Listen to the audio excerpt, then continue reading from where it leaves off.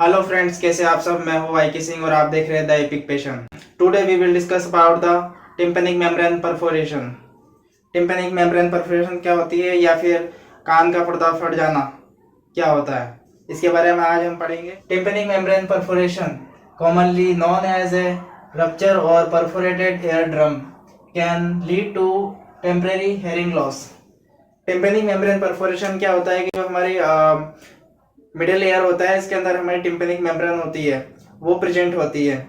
या फिर हमारा जो कान का पर्दा होता है, जो मिडिल एयर होता है, उसके अंदर प्रेजेंट होता है।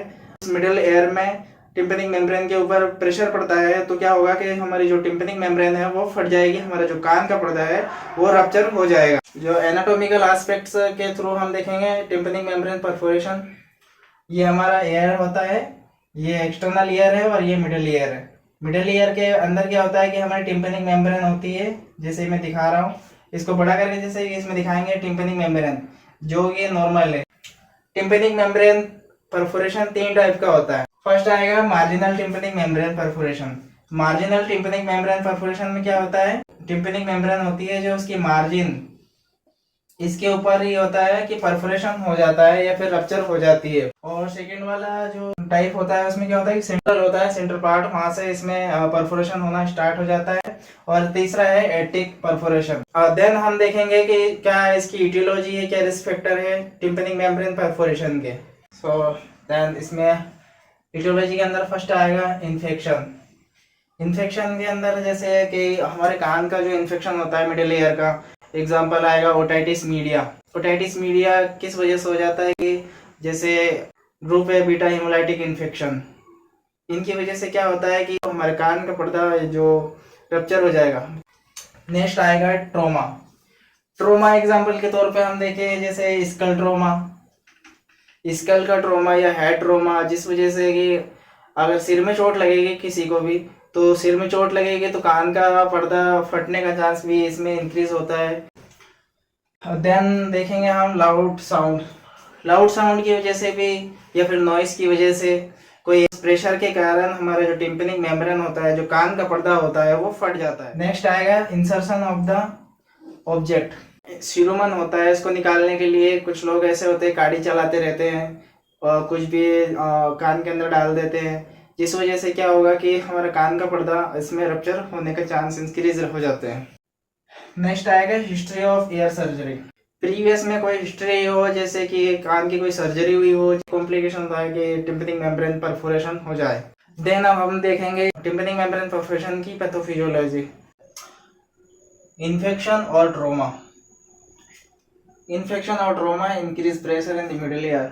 इसमें हो क्या रहा है, देखो मोटा मोटा मैं बताता हूँ इसमें कि जब इन्फेक्शन या ट्रोमा की वजह से क्या होगा कि इसमें क्या है, प्रेशर होगा कि वो एक प्रेशर राइज होगा हमारे मिडिल ईयर के अंदर, जिस वजह से क्या होगा कि हमारा जो कान का पर्दा है वो प्रेशर की वजह से रप्चर हो जाएगा या फिर उसमें परफोरेशन हो जाएगा। तो देखते हैं इसमें इन्फेक्शन और ट्रोमा। जैसे ही हमें इन्फेक्शन या फिर ट्रोमा हो जाएगा, ये ट्रोमा में जैसे मैंने आपको बताया था हेड इंजरी या फिर इसमें स्कल फ्रैक्चर हो जाएगा, जिस वजह से क्या होगा कि इसमें प्रेशर अराइज हो जाएगा इन द मिडिल ईयर। जो हमारा मिडिल ईयर है,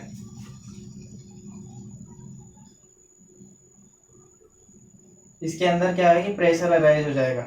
इस मिडिल ईयर के अंदर क्या होगा, हमें प्रेशर अराइज हो जाएगा।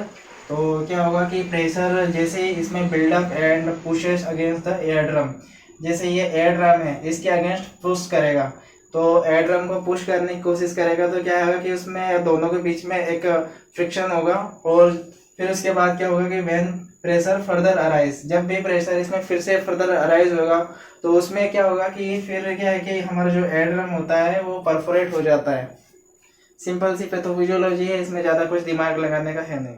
देन अब हम क्लिनिकल मैनिफेस्टेशन डिस्कस करेंगे। इसमें सडनली आपको किसी ने तमाचा मार दिया या सडनली कोई एक्सीडेंट हो जाता है, अचानक से होता है, इसमें कोई क्रोनिक नहीं होगा, तो सडन एयर पेन होगा, जिसे हम बोलते हैं अपनी मेडिकल टर्मिनोलॉजी में हम बोलते हैं ओटालजिया, एयर पेन को। नेक्स्ट आएगा स्लाइड ब्लीडिंग। जब इसमें क्या होगा कि स्कल फ्रैक्चर या हेड इंजरी या फिर स्पोर्ट्स इंजरी या फिर किसी ने तमाचा मार दिया है, इस वजह से क्या होगा, कान में से थोड़ी स्लाइट स्लाइट सी ब्लीडिंग होगी, स्लाइट, ज़्यादा नहीं होगी। नेक्स्ट आएगा वर्टिगो। वर्टिगो में क्या होगा पेशेंट को कि उसको चक्कर जैसे आएंगे, चक्कर आने लगेंगे पेशेंट को। नेक्स्ट आएगा टिनिटस। टिनिटस के अंदर क्या होगा, कान के जैसे कोई आपको तमाचा मारता है तो क्या होगा, कान के अंदर घंटियां बजने लगती है, घंटियां, घंटियां ऐसे बजने लग जाती है। नेक्स्ट आएगा हियरिंग लॉस। हियरिंग लॉस इसमें टेम्परेरी होता है।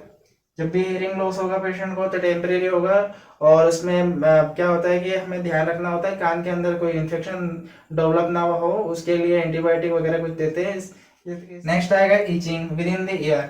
पेशेंट को अटपटा सा लगेगा उसके कान के अंदर, तो वो क्या है, ईचिंग होगी उसको, तो ये कान के अंदर। और नेक्स्ट आएगा इसमें नोजिया एंड वोमिटिंग।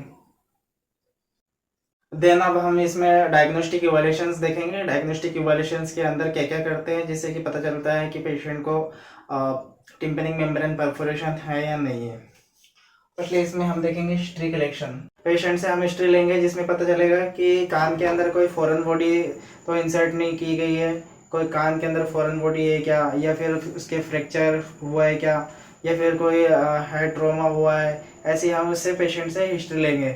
नेक्स्ट आएगा इसमें फिजिकल एग्जामिनेशन। फिजिकल एग्जामिनेशन में क्या करते हैं कि हम कान को देखते हैं, फिजिकल एग्जामिनेशन के अंदर इंस्पेक्शन करते हैं, और फिर हम उसके बाद नेक्स्ट आता है इसमें ओटोस्कोपी। ओटोस्कोपी एक ऐसा इंस्ट्रूमेंट है जिसके थ्रू हम देखते हैं हमारे कान के अंदर कोई टिम्पैनिक मेम्ब्रेन होती है, या फिर कान के जो मिडिल लेयर है उसके अंदर कोई इन्फेक्शन है, या फिर टिम्पैनिक मेम्ब्रेन कितना क्या रप्चर है, इसके बारे में पता चलता है हमें ओटोस्कोपी के थ्रू।